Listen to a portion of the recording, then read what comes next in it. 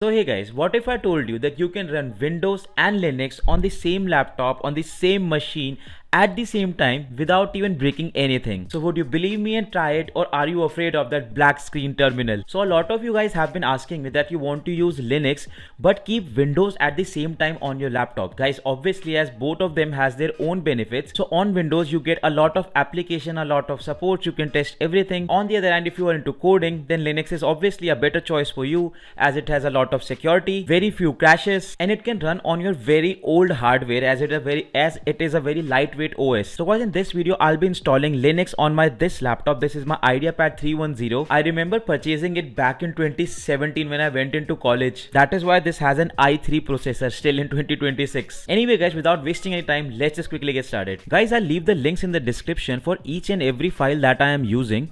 So first of all, you'll need to download this Rufus file. So Rufus is a very lightweight, again very lightweight utility software which makes your pen drive bootable. And guys, obviously we'll need a pen drive, as guys we'll be installing the Linux OS from this pen drive. Alright guys, so I'll just click on yes, and guys I'll just insert the pen drive. And guys, for this project I'll be using the Ubuntu version of Linux, so we'll just click on download Ubuntu.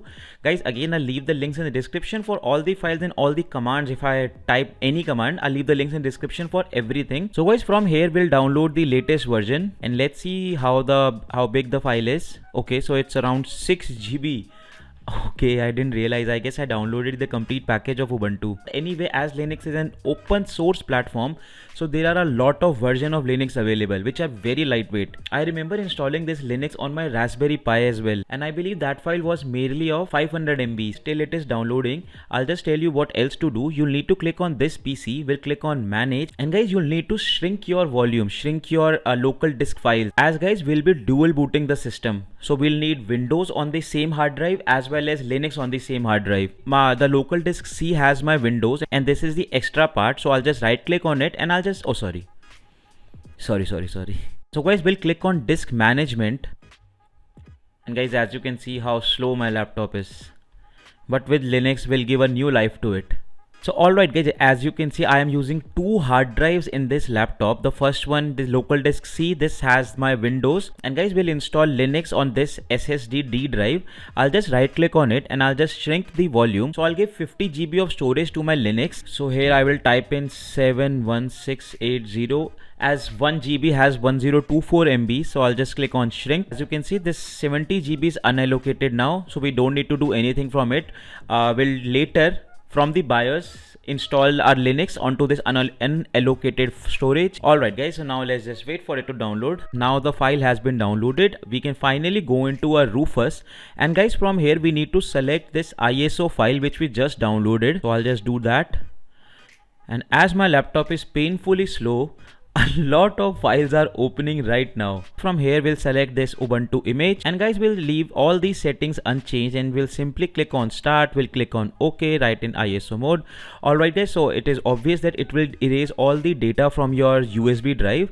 So we'll just click on start, and I think it will take around 5-10 minutes. So currently it's 10:09:37.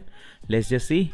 Alright guys, for it took around 14 minutes to write this Linux file on this pen drive. Anyway guys, we'll just close everything. Okay, what is the issue? Why? Okay, yep, we have it. So guys, after restarting your device, this screen will show up onto your computer. You just need to click on try or install Ubuntu. This will start the Ubuntu setup. If this screen does not show up on your laptop, let me know comments down below. I'll tell you how to change the boot priority. So after clicking on next on most of the selections, this is the part where you need to be careful. So guys, as you can see, now it is showing that if you want to install Ubuntu alongside Windows, alongside the other operating system, I'll just click on next. I'll just give it an account name. I'll give it root. Okay, so I'll just give it Harsh only. Yes, password I can give it just 123 basic password. I'll click on next. I'll select my time zone. These are the basic settings. I certainly hope that you can do it yourself as well. We'll just click on next, and guys from here we'll click on install. Now let's just see how much time it will take. Booting the USB took around 15 minutes. Let's see how much time it will take. So currently it is 10:02. So guys, it is installed, and it took it around 8 minutes. So let me just turn on the main camera. Alright guys, I'll just click on restart now. Obviously the system will restart. Okay, so it's saying please remove the installation media, so I'll just do the same and I'll click on enter. Yes. And so alright guys, so as you can see, now we are inside this Ubuntu desktop. So guys, we just installed Ubuntu on our Windows computer. So as we have downloaded the 6 GB version of Ubuntu, we can do pretty much everything on it, and a lot of files may have come pre-installed on it. Okay, sorry. So alright guys, now I'll just sign out from it. I'll just power it off, and now I'll just show you booting into our Windows again. So guys, let's just see. So let's just turn on our computer again, I mean our laptop again, and this time we'll select the boot manager of Windows. So guys, I'll just click on Windows boot manager.